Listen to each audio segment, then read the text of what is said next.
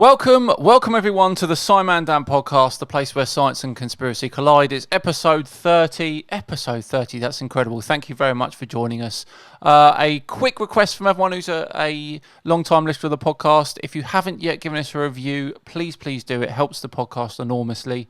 And share it as well if you can. That'd be great as well. But to all those people that have been here from the beginning, thank you very much. Joining me again this week is, of course, the most popular guy called Catz on his street. In case you didn't know, or by some miracle he forgets to mention it, he's currently writing a science textbook. It's Catz. Oh.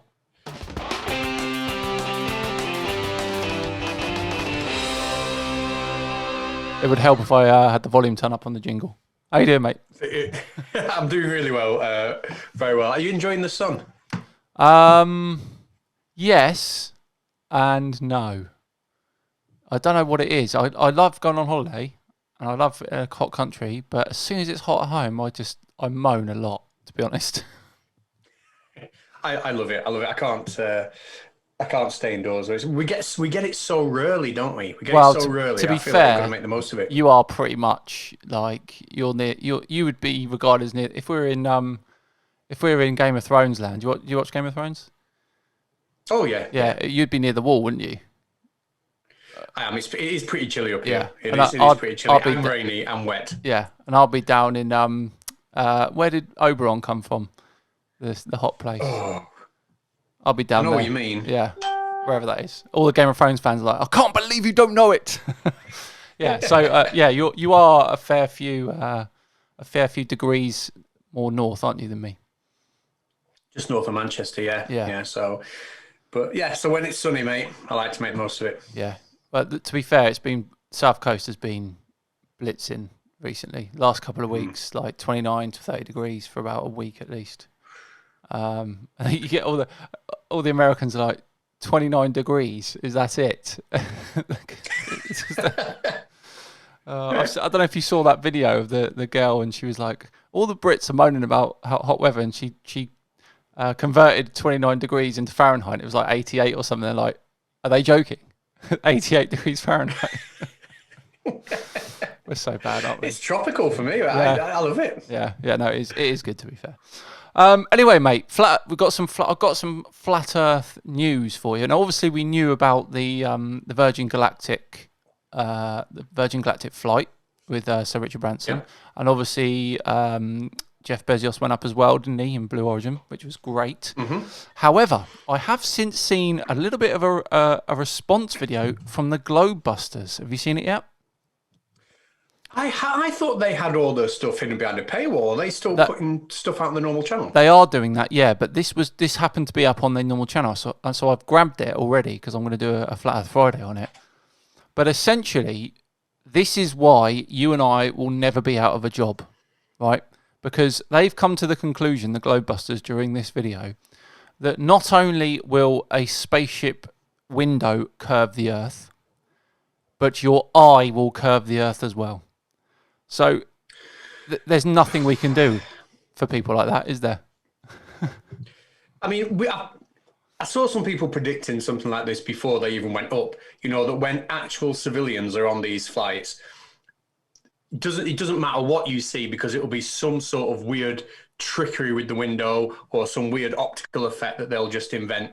You know, and we're at the point now where you can't claim to have seen anything because you just can't trust anything you see. Yeah. You know, that's what they're basically saying now. Absolutely. It just shocked me that that they went as far to say that your eye would distort an image enough to make something that looks flat curved. Well, it's an Eric Debay thing, and Dell's been saying it a lot from Beyond the Imaginary Curve. You know, having eyes that are round, and you know, I think he's had Gav on, who's a guest who. Oh, Gav, yeah. He's a bit of a mathematician, or I think he's got a degree in physics from a long time ago, you know, and he's tried to explain it. And of course, it's all nonsense, but it is something that's been doing the rounds for a bit. And to me, it's an admission. If you're going as far as to say, well, the eyes make it look like things go over the horizon or there's curvature, what you're basically admitting is things do go over the horizon and there is curvature. We've just got to come up with a soundbite to pass it away. Absolutely. And I just thought, no matter what we do, even if somehow we all crowdfunded enough for them to go up in the Virgin Galactic flight, they would still come back and say the window distorted it, my eye distorted it. I think it would literally have to take them being far enough away to see the ball against the black of space. That's how far away they'd have to be, wouldn't they, to believe it? Oh yeah, because and even then, sorry, go I on, was just going to say, because your eye will never distort it into a ball, would it? No. But even then, if they did that, whoever they sent up, however prominent they are, whether it's Eric Dubay or Mark Sargent or whoever they sent up, when they come down and said, "Oh, okay, we were wrong," instantly they'll have been an actor all along. They'll have been in on it, or they've been bought off, or they'll have been substituted with some kind of clone. Yeah. And the other one I think of is they would have been put in some sort of hyper sleep and believed that they've done it, and then woken up, and then they think they've done it when they haven't. It'd be something like that. There'd be something. Yeah. Anyway, mate, we're doing a Q&A this week. We've not done 30 episodes, and we haven't done one Q&A. I couldn't believe it, to be honest. I thought we'd have done one by now. No, well, it's a good time, isn't it? Nice round number. Yep, it's a good one. So what I asked, I put out on Twitter and the Facebook page for some questions to be sent in for us, and people have responded. We've got over 80 questions. Apologies if we don't get to yours, because we probably won't have time to do all of them. But I'm gonna read them out in the appropriate ones anyway, in order of that they were sent in. So the first one is from Daniel. And he asked both of us, what's the most ridiculous conspiracy theory you've ever come across? I'll let you go first. Oh, well, I've got to look at...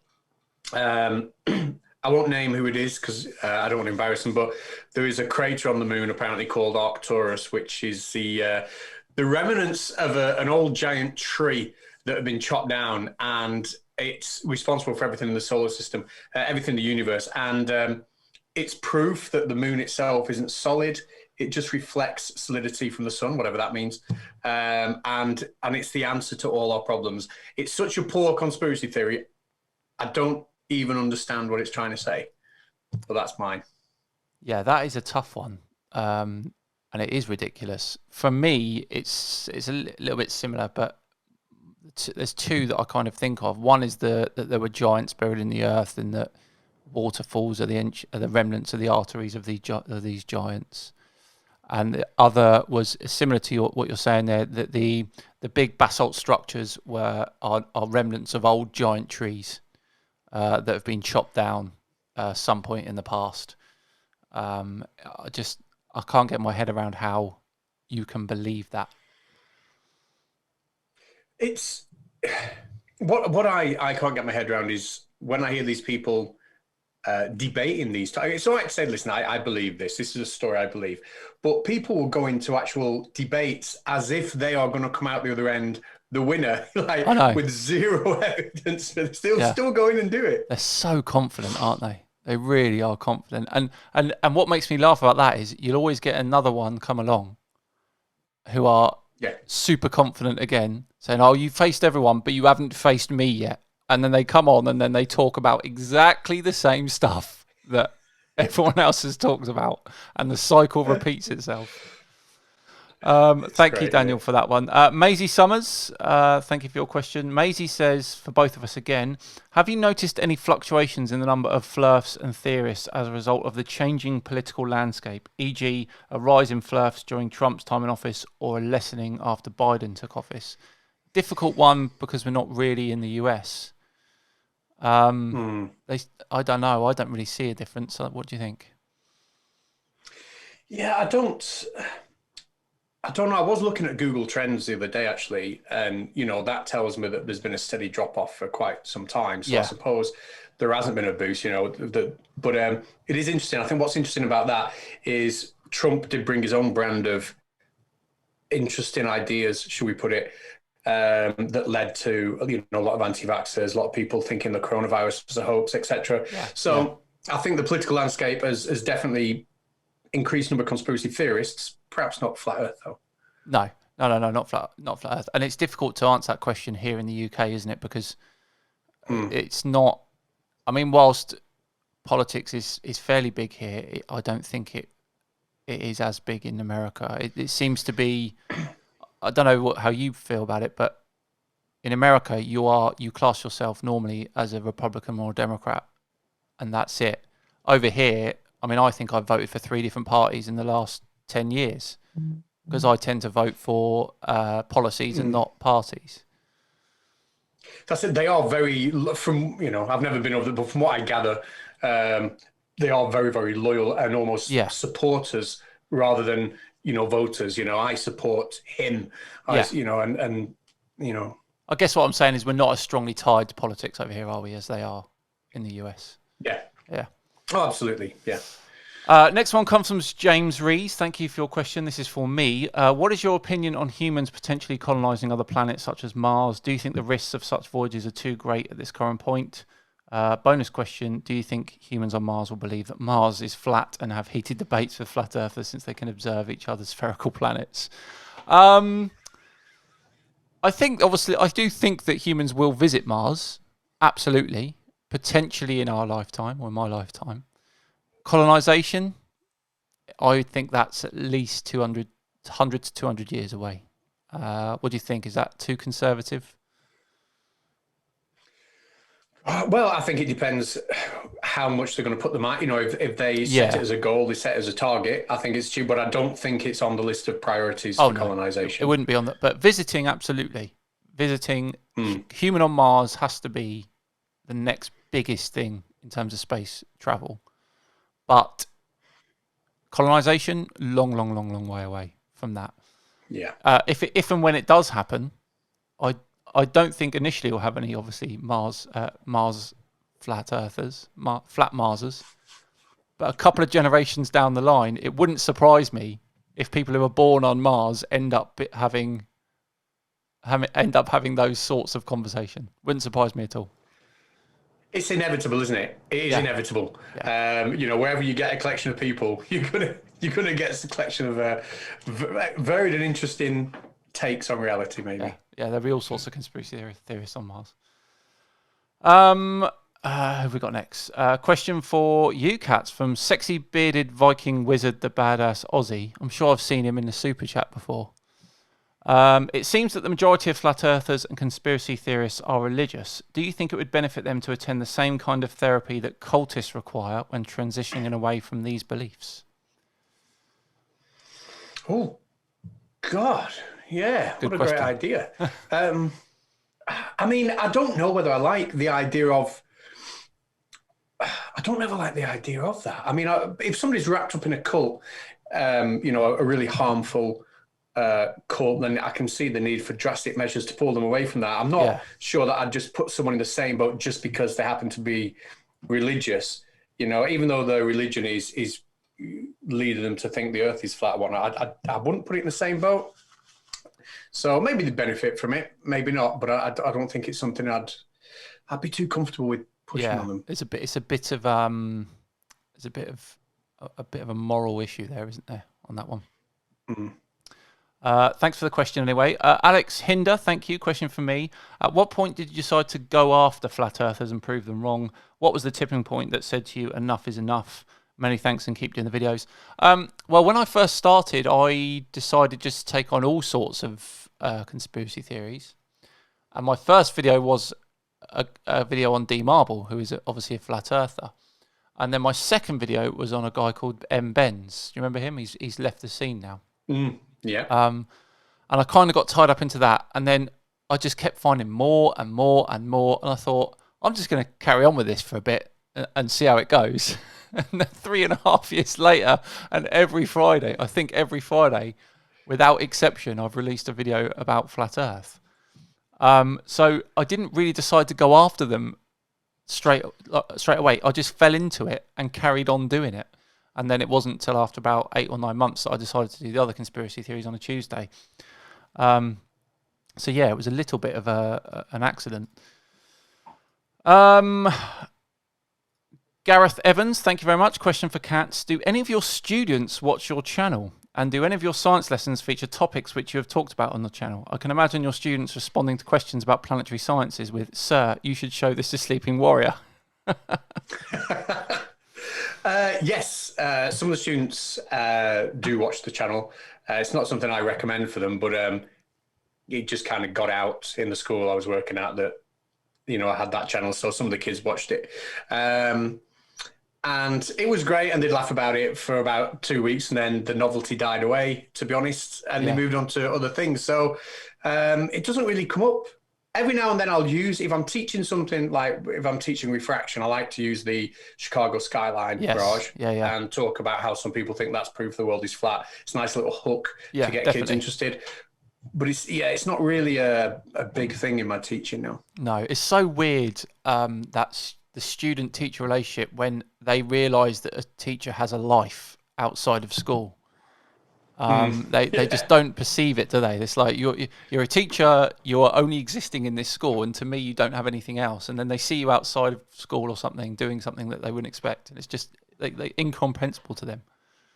It's like, wow, he was in the supermarket. Yeah, I was, Marco Smith, a couple of questions from Marco Smith. First one's for you. We've seen a number of YouTube channels that support the globe side. Who impresses you most and why? Oh, well, obviously I'm going to say SciManDan. New channels. New channels. New channels, right? Well, I was going to give Wolfie 6020 a big shout out. But he's I think been around longer than all of us. Yeah. So in terms of the new channels, there's so many, isn't there? I'm trying to think who's new and who isn't now. Yeah, it's difficult. New. I suppose at the minute I'm going to have to say Perspective because he's having an impact. He's doing it in his own way, but he's having an impact.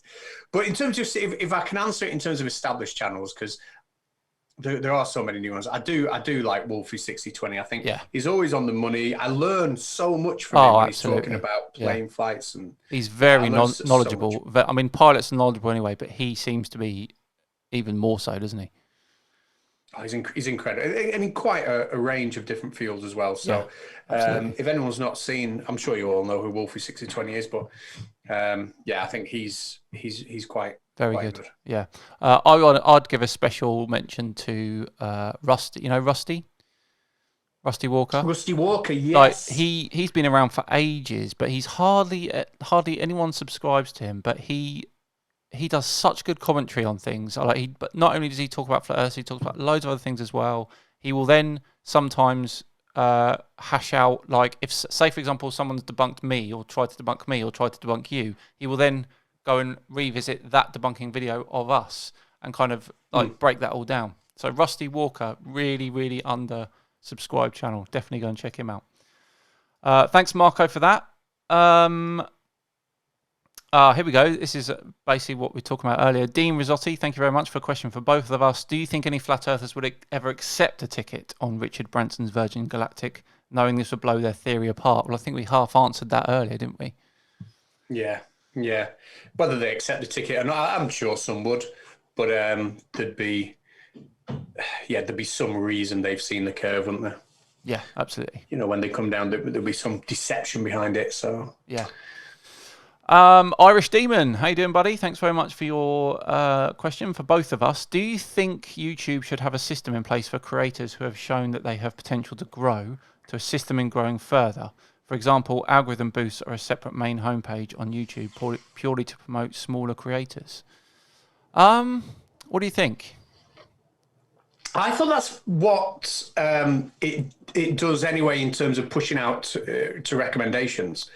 I thought that was the way, it uses things like watch time and percentage click-through rate, etc., to decide how much it pushes you out. So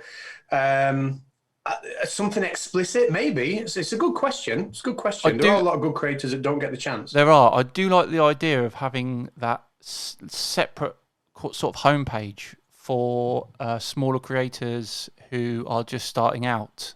That's a nice idea. Just like, because you hit the main homepage and you've got all the big channels, people you often watch. But it'd be nice if they had something separate, just to, if you're looking for something new from smaller channels that you could quickly look across to. That would be a nice addition, I think.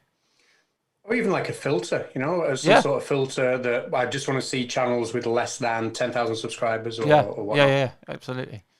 Thanks, Irish Demon, for that.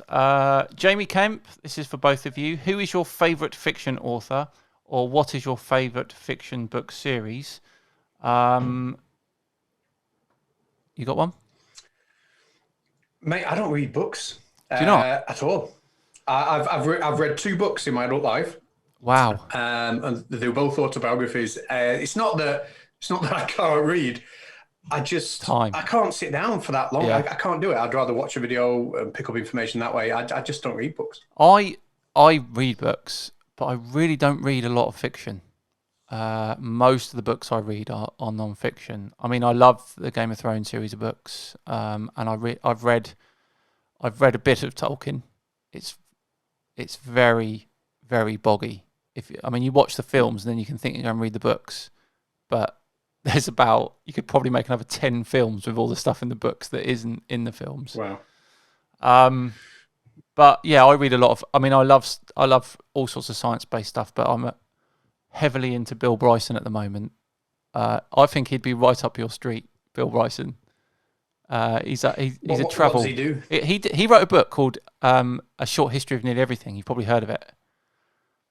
So short history of nearly everything. So he's not really a scientist, but he crams all of history of the universe into one book, and it really basic, layman sort of stuff. But initially he was a travel writer, and he just talks about his travels around the UK and America, and he is hilarious. The comedy in it is brilliant. I think you'd like it. So if you ever get the time to read a book, read a Bill Bryson travel book, because it is brilliant. I will. Thanks, Jamie Kemp. Thank you. Let's have a look. There's a lot of kind of repeated questions.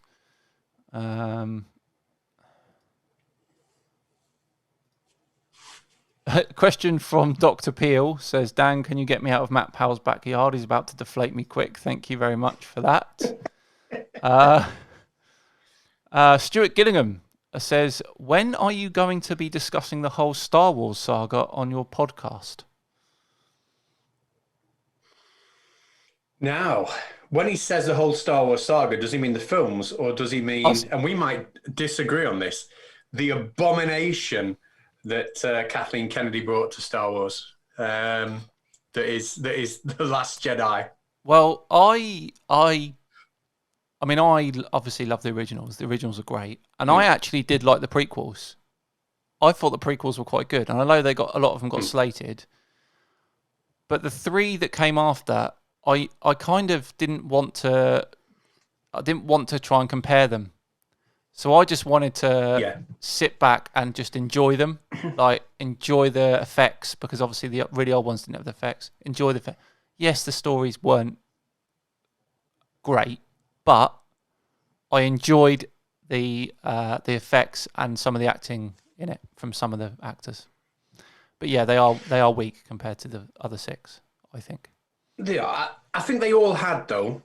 Each of the films, even The Last Jedi, had some standout, amazing scenes within them. I thought the opening scene to The Force Awakens is probably up there with one of my favourite Star Wars scenes of all time. I thought it was absolutely fantastic. Yeah.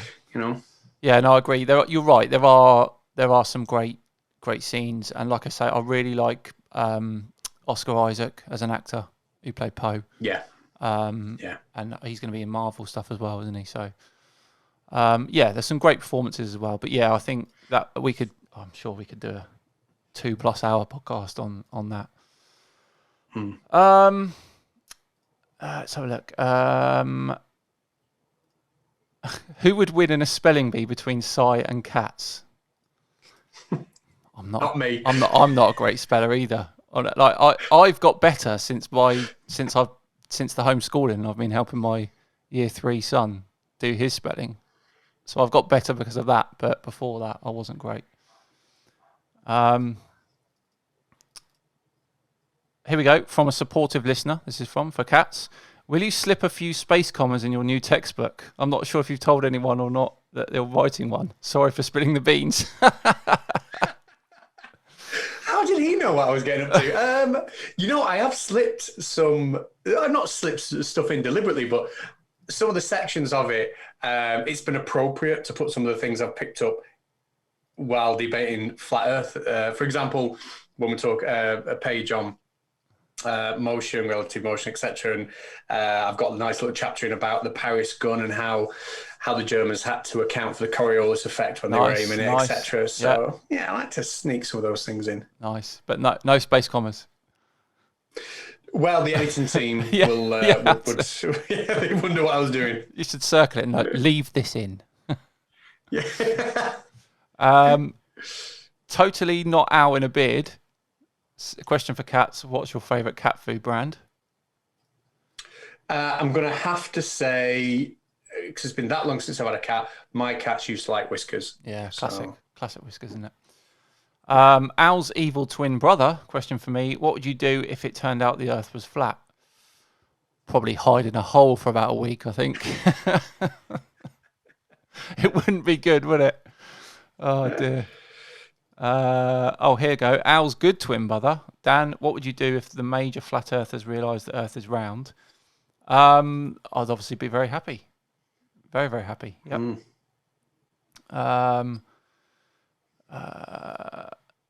There seems to be a theme here. Not totally no owl in a furry costume.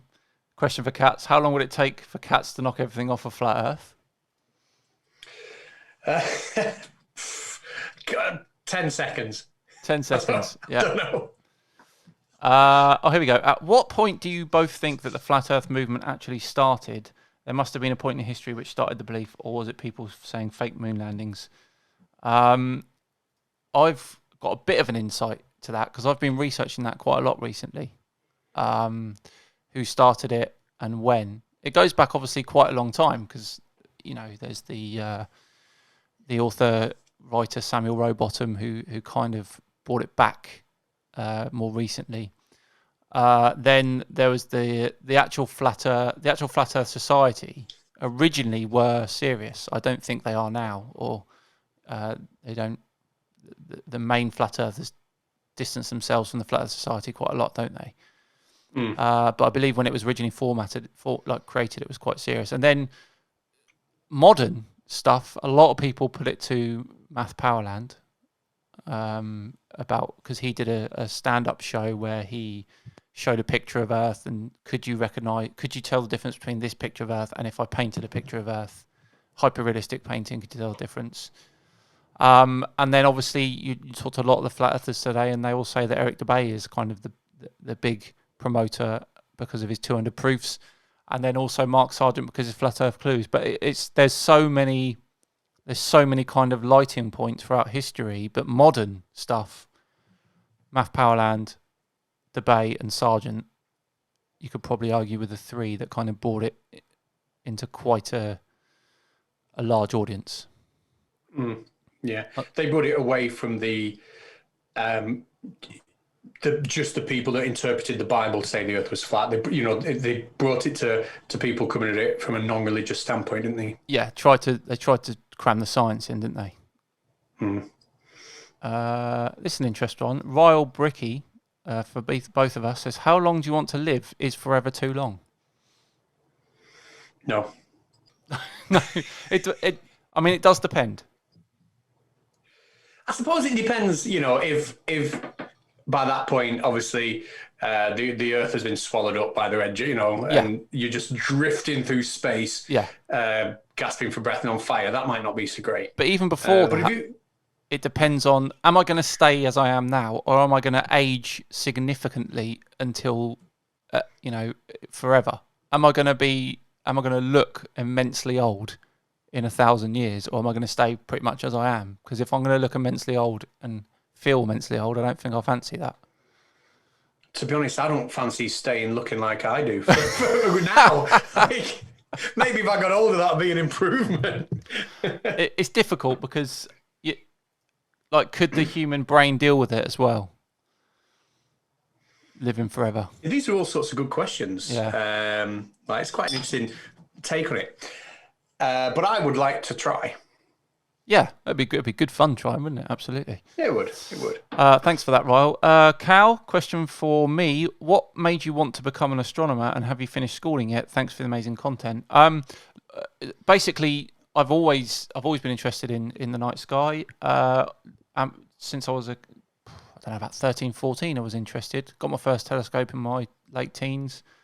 I still have it. I took a year off from the degree simply because YouTube has been so busy, and I knew I wouldn't have the time to do it, and I knew that I needed the time to do it.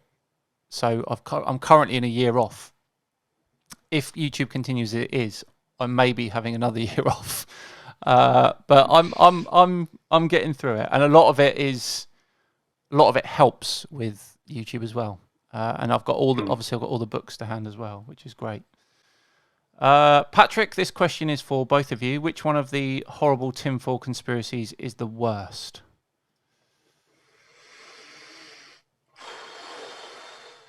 God, at the minute you've got to. Oh, I've got to point anything to do with, virus denial. I'd say at the minute. Yeah, that's very current, isn't it? That is definitely is one. The other ones I don't like are things where they think that things are hoaxes, like the Challenger disaster and stuff like that. Oh yeah. It's just insensitive because, I mean, it clearly happened. It was on TV, and there's families and friends of people who died. And if it was me and people were saying that sort of stuff, I wouldn't be happy at all.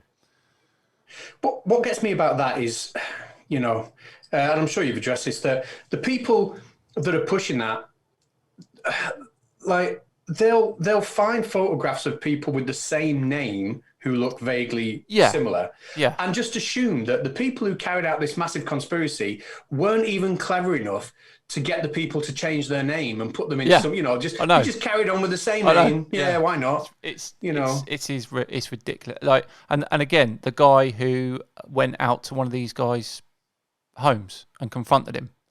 Yeah. It's just not on at all. It's all easily debunkable. You can, you look where these people worked at the time of the Challenger disaster, and it's like the other side of the country. And it's just, it's easily debunkable. Ben Scaife. That was a question you just did. Ben Scaife. Question for both of you. What do you feel has been your biggest win on your channels in terms of debunking?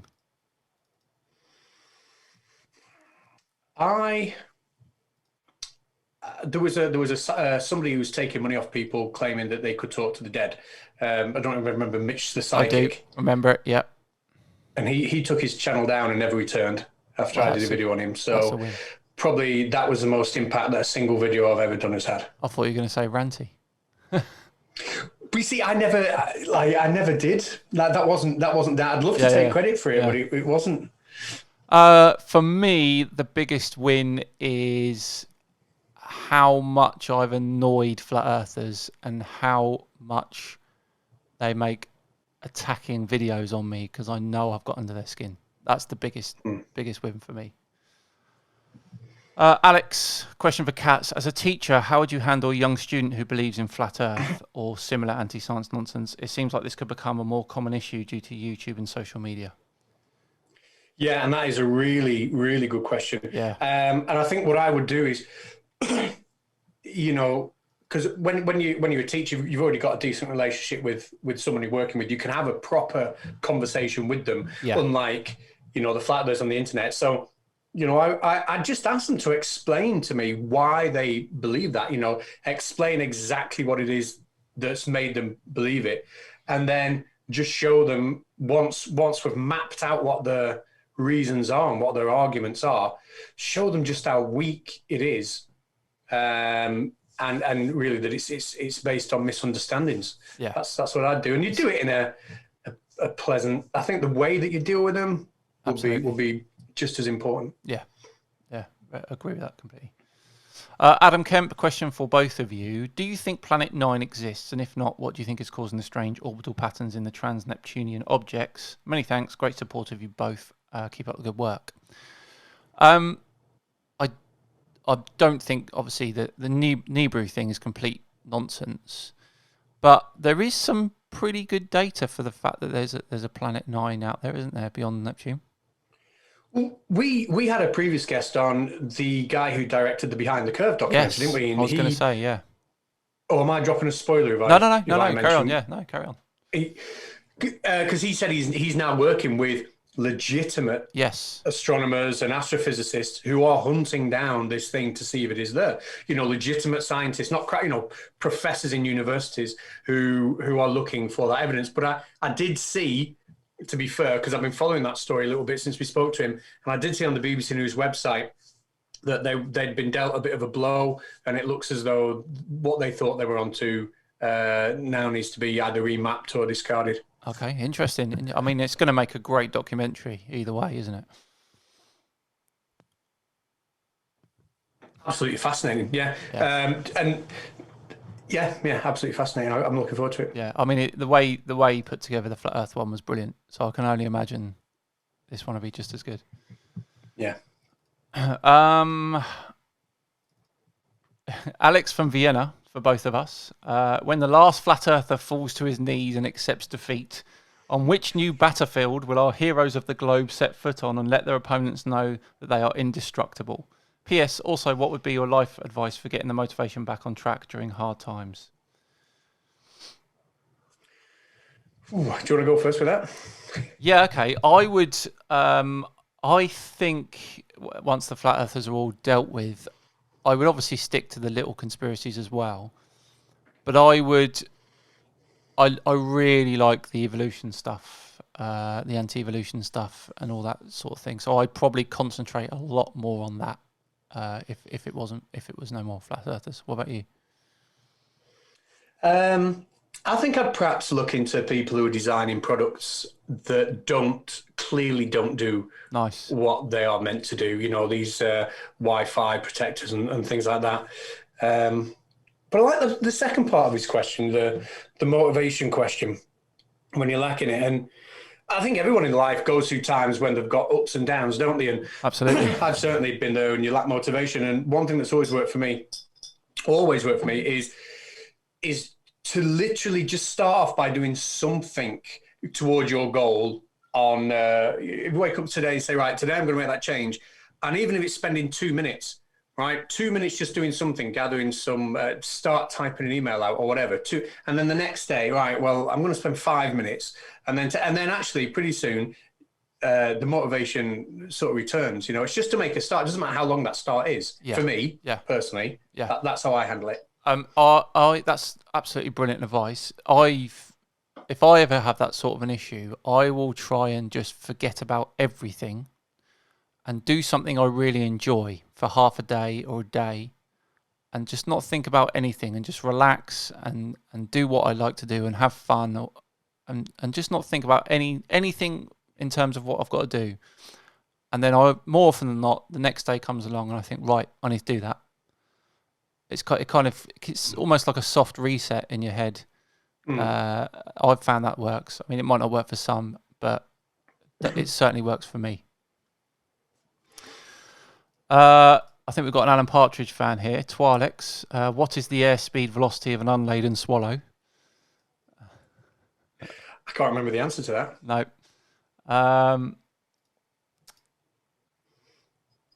Do you think there is a link between anti-Semitism and flat Earth and other bizarre conspiracies when it comes down to explaining why the governments or elites want to control the globe Earth narrative? Dig deep enough, it sounds like they're blaming the Jews while rarely explicitly saying so.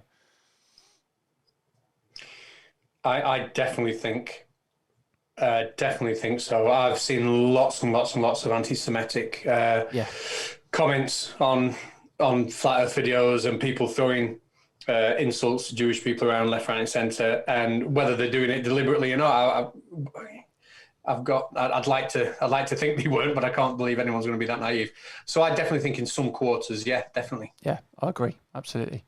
Question from Chris, Catz and Dan. Be honest, the song SciManDan's a Wanker by Mr. Chesick is pretty catchy, no? Have you found yourself singing it from time to time? I try to listen once a week. I can't deny it. It is catchy. And I've even caught my wife singing it, so...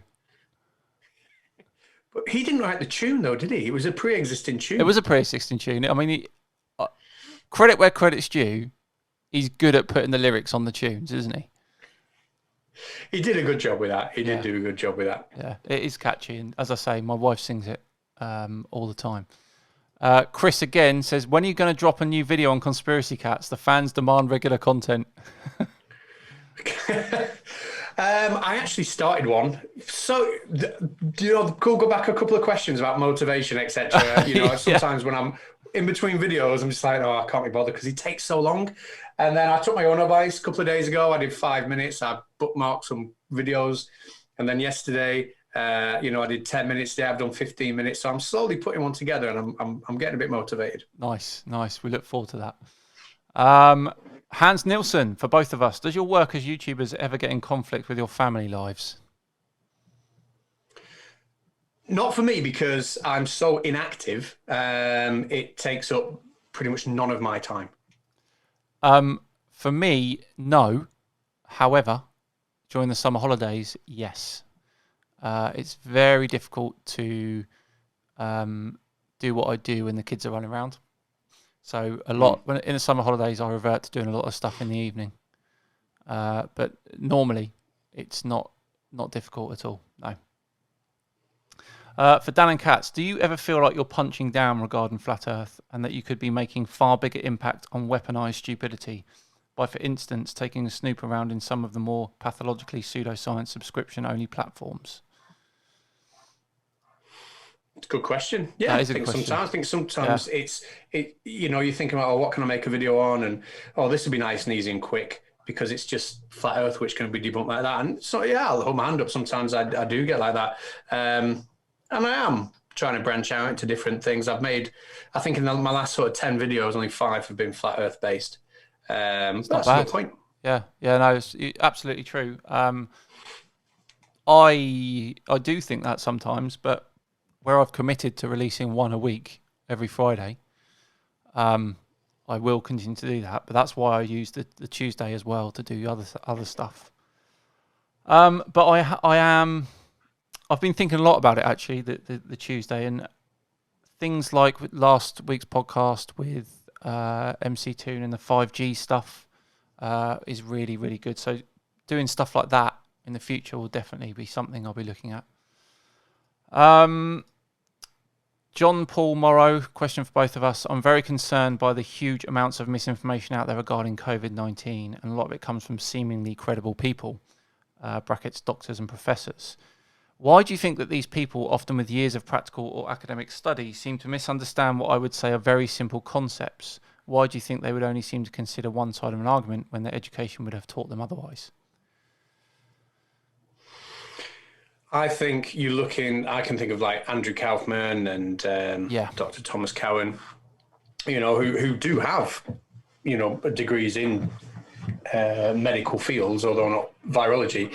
And I think that one or two, it's such a small number of people out of a huge field. And I'm not certainly going to make claims, but what I would say is I would be very interested in hearing what a psychiatrist has to say about them and whether they are actually mentally well or not.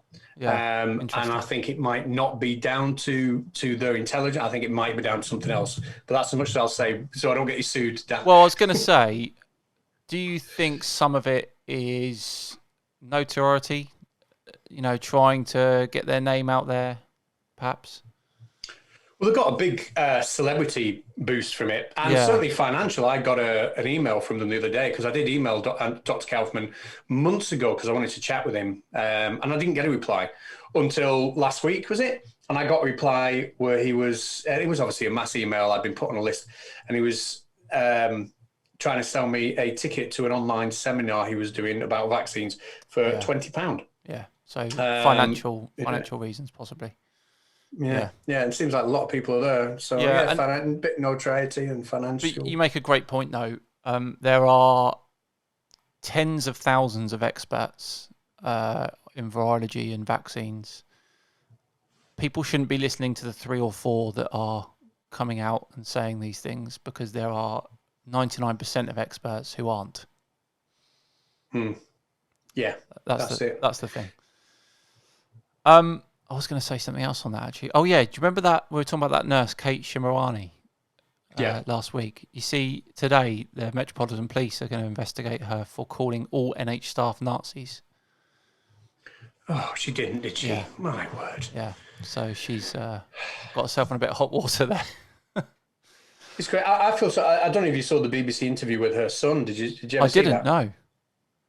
He's early 20s, such a well-spoken guy, Yeah. and they just basically tracked him down and interviewed him about what it was like growing up with her as a mum, etc. And he was heartbroken, but it killed the relationship between her and her kids dead.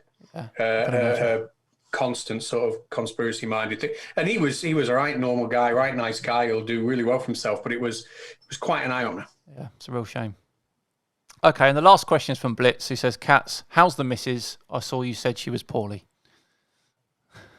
Yeah, no, she's fine. Good. There you Good, go. good. Well, anyway, thank you everyone for sending a question in. I tried to get through as many as possible. We will do this again. We will do this again at some point. We've got plenty lined up, but maybe we could do one again before we finish this run, definitely, because it's quite enjoyable, that, isn't it? The Q&As. You know what it is. Yeah, you never know. It's like a box of chocolates, mate. You never know what you're going to get. Absolutely. Thank you so much, everyone. Really appreciate you sending them in. We are done. Next week, we have got Dr. Shini Samara. And if anyone who hasn't seen Crash Course Physics, she is the presenter of Crash Course Physics. So that should be a good chat, shouldn't it? We're getting there with the flat earthers. Yeah, very much looking forward to that. Yeah. Very much looking forward to that. So tune in for that. Thank you very much. We're done, and we'll see you then. Have a great week. Bye-bye. Bye-bye.